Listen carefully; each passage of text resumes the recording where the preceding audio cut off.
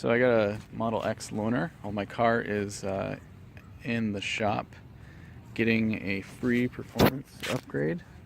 That's going to take the 0 to 60 time from 5.2 to 4.2 on my car.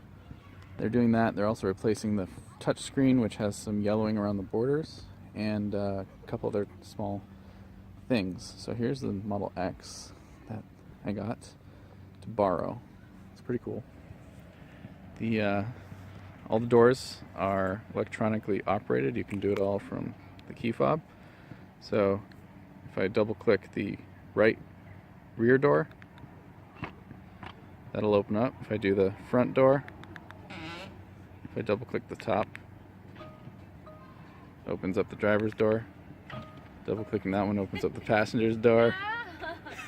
What are you doing? You can't post that now. Yes, I can. No, you can't.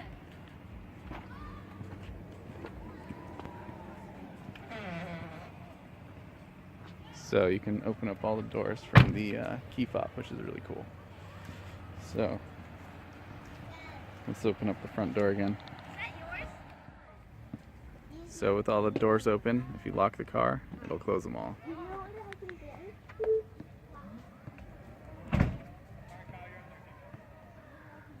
Very cool. Except, let's get them all open again. And the trunk this time.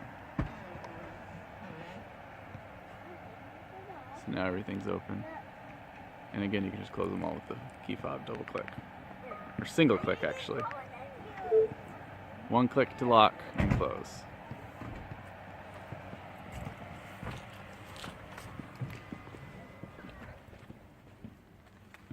So this door opens up for me automatically when you walk up to it. You can just hop in. To close it, just put your foot on the brake. Good to go. To open it, just give it a light pull on the handle and it'll open by itself.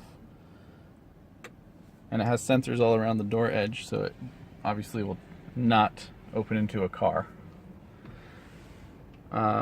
You can also do all this from the touchscreen. I'm going to open all the doors from here.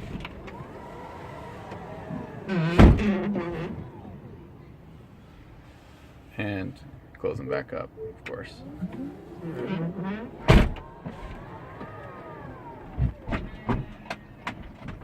One other cool thing, this one has the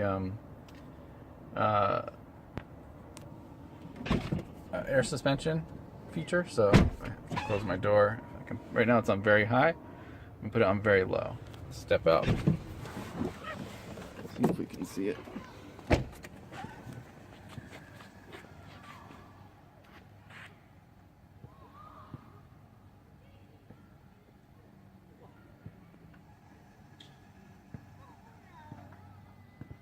There you go, you can see it lowering down.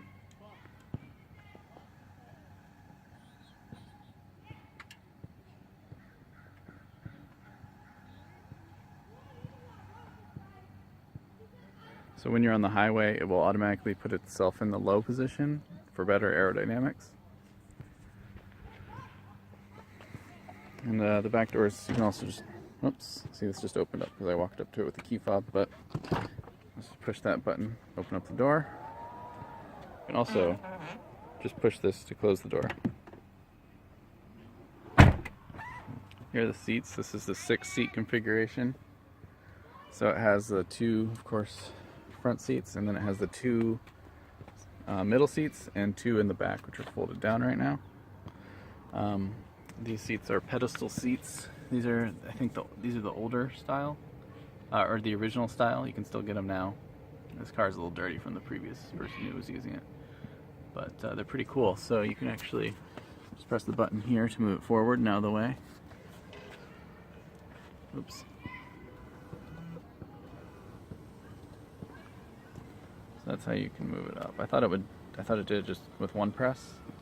I think the other side did. I don't know. Check that out.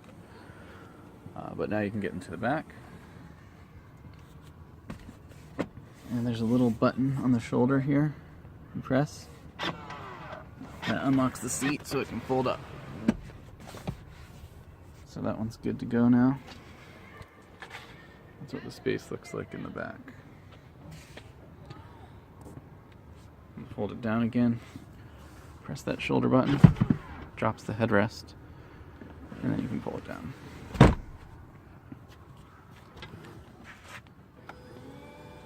Seat moves pretty quick, actually.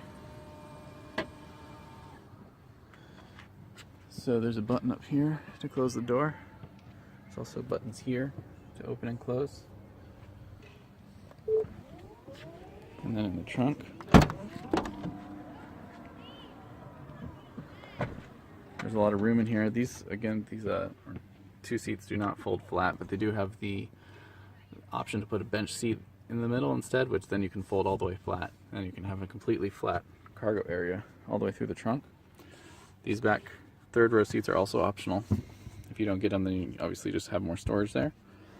There's this other cubby down here, so if I pull this out, you can just sort of tilt that in like that and get more storage in there.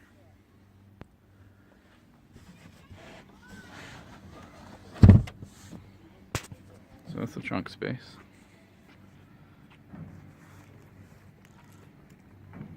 Let's check out the front.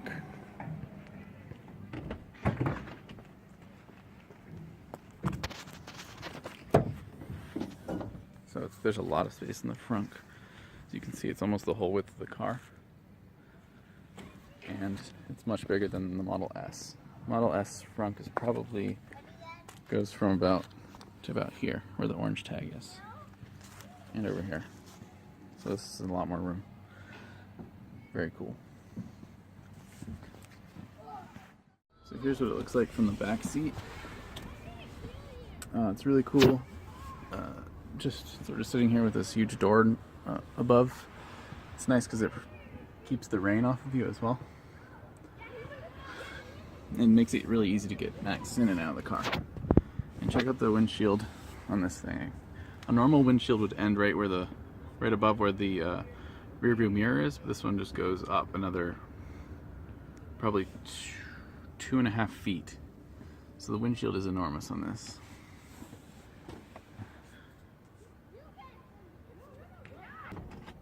So if I'm sitting in the front seat, I can look straight up. All the way basically back to where at this point I have my head tilted completely backwards. So you can really see directly above you. It's pretty cool.